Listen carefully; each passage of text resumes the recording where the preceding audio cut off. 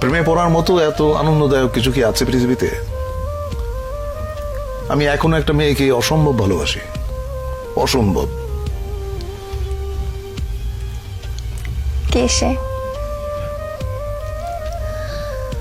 এটা বলা ঠিক হবে না, ওর ক্ষতি হবে।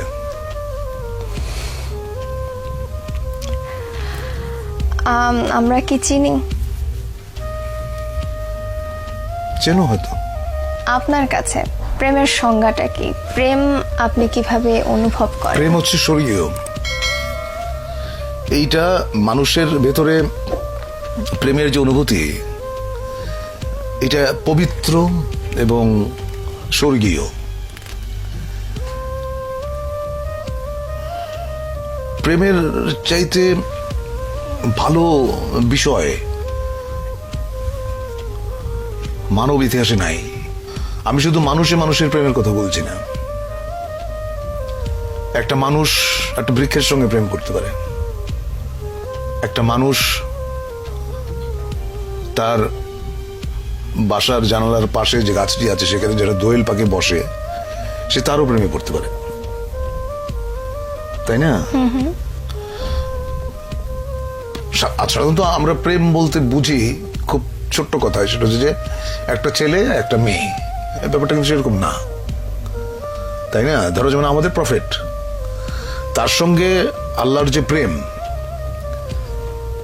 এটাকে তুমি কিভাবে ডিফাইন করবে? এটা ডিফাইন করা সম্ভব না। You have to feel it in your heart. প্রেম হচ্ছে এরকম। আমি একটু মানব প্রেমের মধ্যেই থাকছি।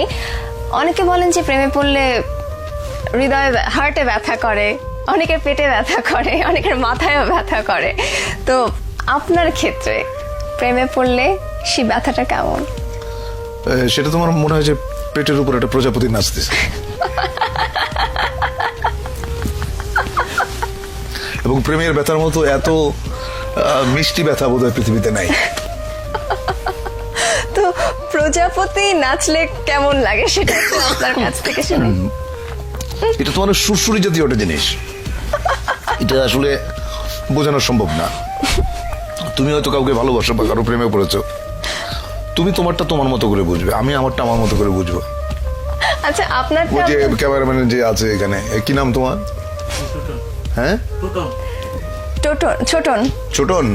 ছোটন ওর প্রেমের অনুভূতি কি এটা ও বুঝবে, ওটা তো আমি বুঝবো না। আমি যখন বালক ছিলাম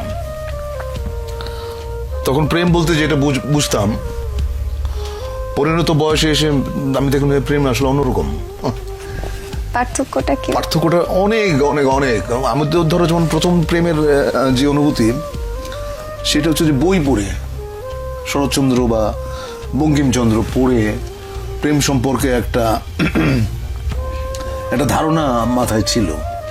ওইটা আসলে প্রেমের অনুভূতি না। প্রেমের অনুভূতি একেবারেই অন্যরকম, একেবারেই। এটা এক একজনের কাছে এক এক রকম, এটা কেউ কাউকে বলে বোঝাতে পারবে না। প্রথম প্রেমের কথা বলছেন, সেটা বইয়ের কথা বললেন, কিন্তু প্রথম মানব প্রেম যদি বলি সেটা হচ্ছে আমি তখন অনেক ছোট।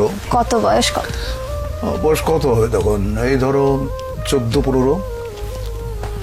তখন প্রেমে পড়লাম এক গার্লস স্কুলের ম্যাডামের, যার বয়স ধরো আমার চাইতে 20 বছর বেশি। ওইটা আমার প্রথম প্রেমে পড়া। প্রেমে বহুবার পড়েছি, বহুবার। প্রেমে পড়ার মতো আনন্দ বোধ আর কিছুতে নাই। কিন্তু একটা জিনিস মাথায় থাকতে হবে, সেটা হচ্ছে যে কাউকে হার্ট করে, কাউকে বেদনা দিয়ে প্রেমে পড়ার মতো এরকম গরিত কাজ বোধহয় পৃথিবীতে নাই। তুমি যখন কাউকে ভালোবাসবে, এক বুক সমুদ্র নিয়ে ভালোবাসতে হবে তোমাকে, এক বুক সমুদ্র নিয়ে। তা না হলে সে প্রেমের কোনো অর্থ নাই। আমার কেন জানি মনে হয় যারা খুব সুন্দর করে কথা বলতে পারেন তারা অনেক সুন্দর করে লেখেনও। তা আপনি এত সুন্দর করে কথা বলেন, আপনি কেন লেখেন না? আমি সুন্দর করে কথা বলি কিনা জানি না, তবে আমি যেটা বুঝি আমি সেটা বলি। আমি মিথ্যে পছন্দ করি না। আচ্ছা, মিথ্যে কথা যে বলি না এটা বললে পাপ হবে, মিথ্যে মাঝে মাঝে বলতে হয়।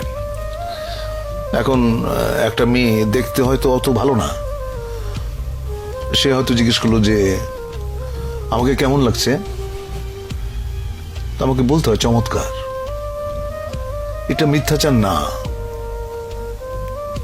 এটা একটা মানুষকে তুমি যখন আনন্দ দাও এর মধ্যে পুণ্য আছে, সেই পুণ্যটা তুমি অর্জন করলা।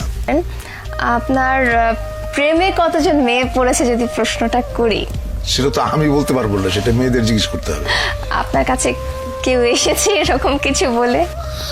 আমার যদি এখনো ফোন আসে এবং অদ্ভুত অদ্ভুত কথা। কেমন? একটা মেয়ে একদিন ফোন করে বললো আমাকে বিয়ে করেন। আমি বললাম তোমার বয়স কত? ও বললো আমার বয়স 22। আমি বললাম যে আমি তোমার ঠাকুরদার বয়সী, টেলিফোন রাখো। এখনো প্রচুর ফোন আসে এবং আমার খুব মানে খুব অদ্ভুত লাগে যে এটা তো বিয়ে করার বয়স না। আচ্ছা, তো আপনি বলছেন যে আপনাকে যারা ভালোবেসেছে কারা কতজন সেটা আপনি বলতে পারবেন না, মেয়েরা বলতে পারবে, কিন্তু আপনার কাছে যারা পৌঁছেছে, আপনার পর্যন্ত যারা পৌঁছেছে, তারা তাদের এক্সপ্রেশনস গুলো কিরকম ছিল আপনার কাছে? আমাদের ইয়ারমেট একটা মেয়ে ছিল, ওর সঙ্গে বহু বছর পরে, প্রায় 20-21 বছর পরে দেখা হলো। ওর হাজবেন্ডের সঙ্গে পরিচয় করা দিল। উনি আমার সঙ্গে হ্যান্ডশেক করে বললেন ও আপনি সেই। তো আমি তো বুঝি না আপনি সেই মানে। তো আমি বললাম আপনি সেই মানে? তখন মেয়েটা বলল, আমাদের ইয়ারমেট, সে বলল যে আমি বাসর রাতে আমার হাজবেন্ডকে বলেছি যে আমি হুমায়ুন ফরিদের প্রেমে পড়েছিলাম, কিন্তু 4 বছর একসঙ্গে কাটিয়েছি আমরা, ওকে বলতে পারি নাই। I was so amused. সে বললে কি হইতো আমি জানি না। আচ্ছা, আপনি যাদেরকে ভালোবাসতেন তারা আপনাকে পছন্দ করেনি, এরকম কখনো ঘটেছে? না, আমি জানি না আসলে। কেউ কেউ হয়তো অপছন্দ করে, আবার কেউ কেউ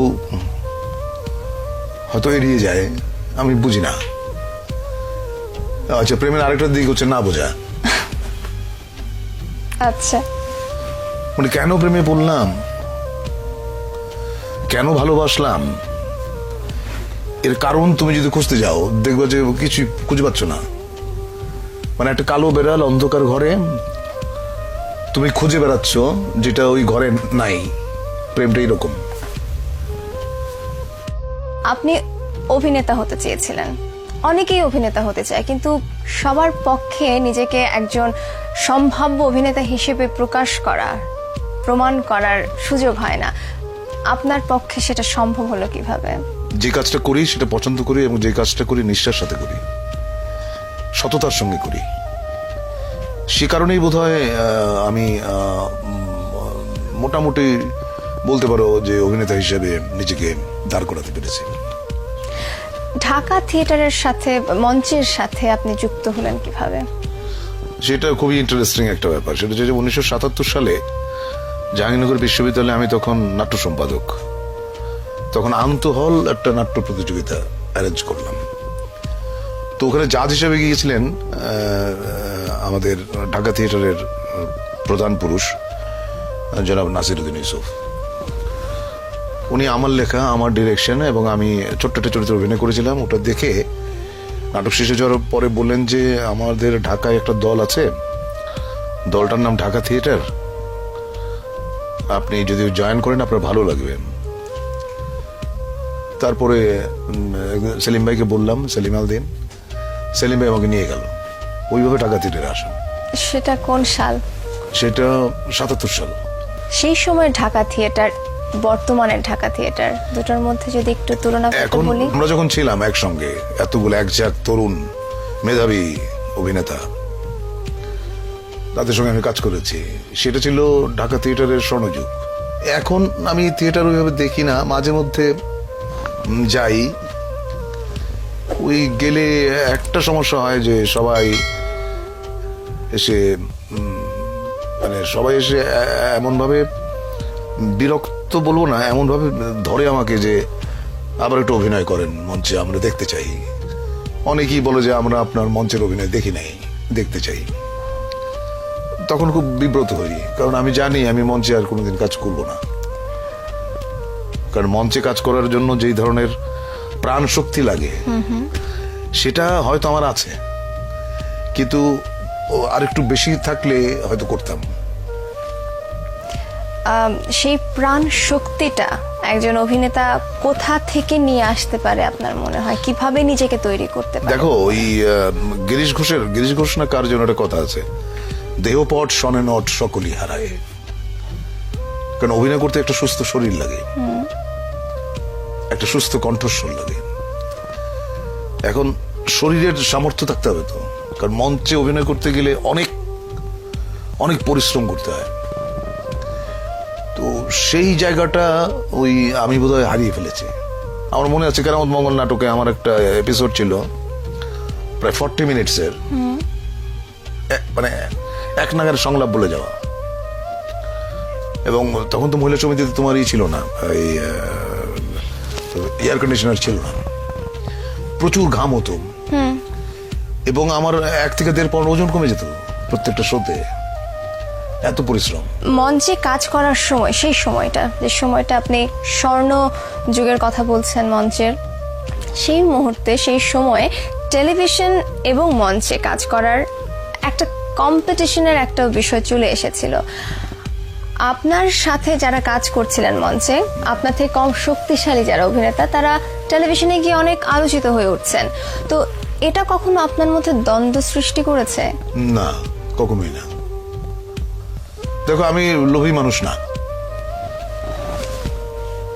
I am not a greedy person, I am a very simple person.